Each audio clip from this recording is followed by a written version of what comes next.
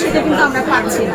আমরা এটা কিভাবে পাচ্ছি না, এই কারণে যখন রাস্তায় বের হলে প্রথম যে ভয়টা যে আমি কি সুস্থভাবে কিংবা স্বাভাবিকভাবে বাসায় ফিরবো কিনা, আমার সন্তান সেই জায়গাটা তার মাকে বাসায় পাবে কিনা। কারণ আপনি রেপ দেখবেন গত দুদিনে 19টা রেপ হয়েছে, আপনাদের মাধ্যমে আমরা জানতে পেরেছি। আর যেগুলো জানতে পারি না, যে খবরগুলো মফস্বল থেকে কিংবা গ্রাম থেকে আসে নাই, সেই খবরটা তো আরো অনেক বেশি, এবং আমরা ধারণা না, আমরা বিশ্বাসই করি সেটা অনেক বেশি। সুতরাং আমরা প্রথম চাই, আমাদের প্রথম জায়গা হলো নাগরিক হিসেবে নিরাপত্তা দিতে হবে। এবং এই রেপগুলা কেন বাড়ছে, শুধুমাত্র যে এটা পুরুষতান্ত্রিক দৃষ্টিভঙ্গি কিংবা সামাজিক প্রেক্ষাপটে বাড়ছে এটা না।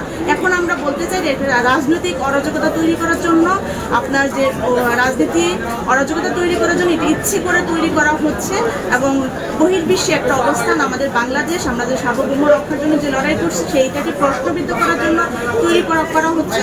সুতরাং এই জায়গাগুলো যেটা করতে হবে, প্রতিটা কাজেই তো লড়াই করতে হয়। সুতরাং এই নারী প্রশ্নেও আমাদের প্রত্যেকে, শুধু নারীরাই না, আমরা রাস্তায় কালকে নেমেছিলাম, রাস্তা ব্লক করেছি আসাদ গেট, আমি ছোট বাচ্চাকে নিয়ে গিয়েছিলাম।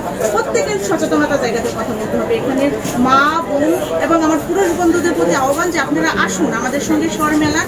কারণ আপনারই মা, আপনারই বোন, আপনারই সন্তান কোনো না কোনোভাবে অনিরাপত্তায় ভুগছে, এবং আগামী ভবিষ্যৎ, আগামী সন্তানদের, আগামী প্রজন্মকে গড়ে তোলার দায় আমাদের নিতে হবে।